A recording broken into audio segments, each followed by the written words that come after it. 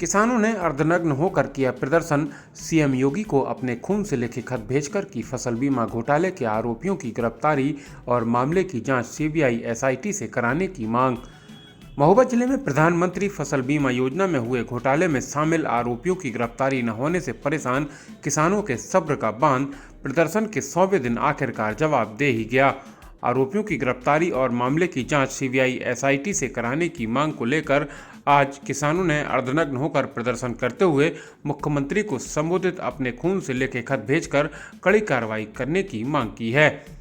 3 माह से ज़्यादा का समय बीतने के बाद भी जय जवान जय किसान एसोसिएशन के बैनर तले किसान तहसील परिसर में धरना प्रदर्शन कर रहे हैं, लेकिन प्रशासन द्वारा महज खानापूर्ति कर कुछ गिरफ्तारियां की गई हैं, जबकि किसानों का आरोप है कि अभी तक मुख्य आरोपियों के खिलाफ प्रशासन द्वारा कोई कार्रवाई नहीं की जा रही है।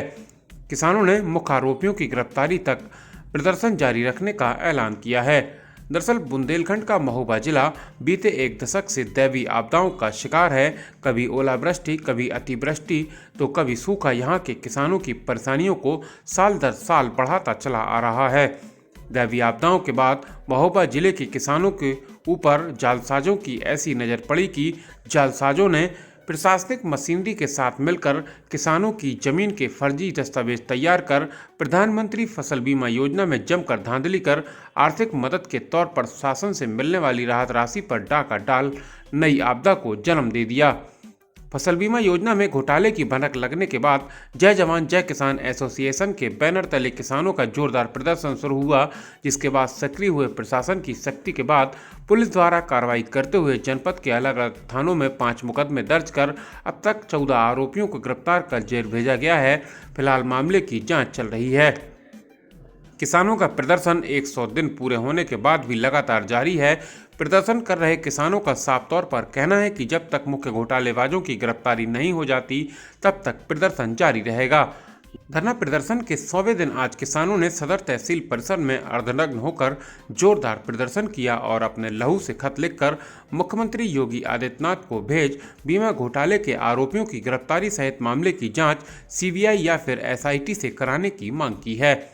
किसानों ने प्रदर्शन करते हुए जनपद में तैनात अधिकारियों और घोटालेबाजों के खिलाफ जमकर नारेबाजी की और बीमा घोटाले के आरोपियों से मिलीभगत के आरोप लगाए हैं। किसानों का कहना है कि प्रधानमंत्री फसल बीमा के भ्रष्टाचार में सबसे पहले जिला उप कृषि निदेशक द्वारा बीमा कंपनी इफको टोक्यो इंश्योरेंस के जिला प्रबंधक के खिलाफ एफआईआर दर्ज कराई गई थी।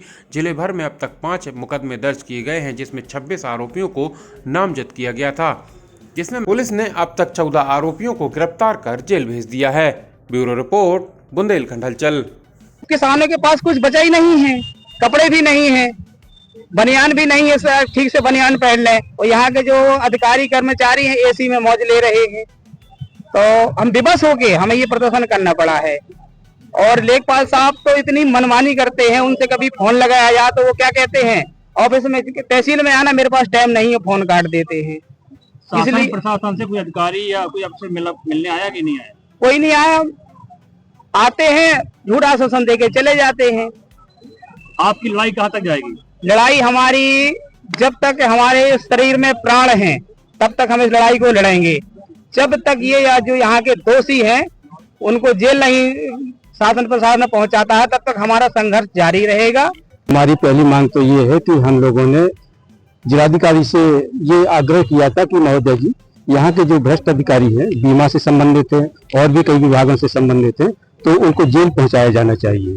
तो इन्होंने निखिल जिला प्रभारी बीमा कंपनी का बना बैठा हुआ है, ये इफको टोक्यो का, तो इन्होंने इसको मौका दे दिया। ये हाई कोर्ट में गया, ये सुनते हैं ऐसा कि हाई कोर्ट में गया, इसने बेल करवा ली है। तो हम लोगों ने पहले भी आग्रह किया था कि इसको पकड़ के बंद किया जाए, तो ये शासन प्रशासन के हाथों से दूर रहा और सुना जाता है कि इसने जमानत करवा ली है, तो इसको जेल भेजा जाना चाहिए।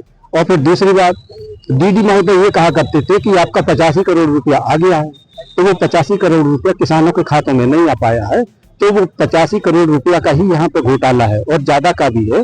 तो हम लोगों को यही मांग है कि इन लोगों को शीघ्रता ये बंद किया जाए। और एसपी महोदय से हमने कहा था कि महोदय सबको बंद किया जाना चाहिए, सबकी रिपोर्ट लिखी जाना चाहिए। तो कोतवाल से कहा था कि महोदय इनकी रिपोर्ट तो वो रिपोर्ट नहीं लिख रहे हैं। इनने ज्यादा से ज्यादा अभी 14-15 ऐसे फ्रॉड लोगों को बंद किया है और अभी बंद नहीं किया है। उनसे संबंधित खत किसको भेज रहे हैं?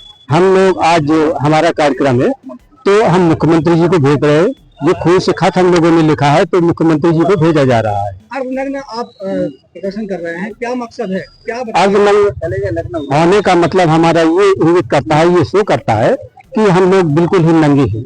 हम लोगों के जिसमें मात्र कपड़े ही है और वो भी आधे कपड़े। हम लोगों के लिए ना तो खाना है, ना पीना है, ना यहाँ पानी है। बुंदेलखंड बुरी परिस्थितियों से जूझा है। किसान बहुत ही विषम संकट में है। विषम संकट को देखते हुए हमारा शासन प्रशासन हमारा कोई संज्ञान नहीं ले रहा है।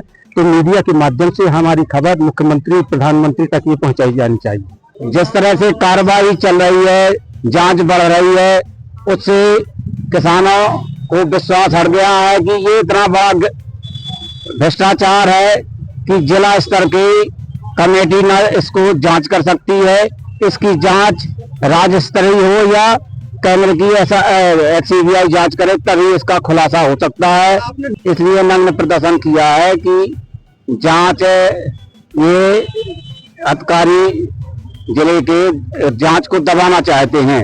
इसलिए हमने ये प्रदर्शन मजबूर होकर के किया है, विवश होकर के किया है। कितने हो गए आपके? हमारा जो है आज 100वां दिन है धरने का। कब तक चलता है? ये तो बराबर चलता रहेगा जब तक इसकी पूरी जांच नहीं हो जाती है। संपूर्ण दोषियों को जेल नहीं भेज दिया जाता है। हम तो इसका जो है जो घोटाला हुआ प्रधानमंत्री फसल बीमा योजना में उसका खुलासा हो, पारदर्शी तरीके से जांच हो।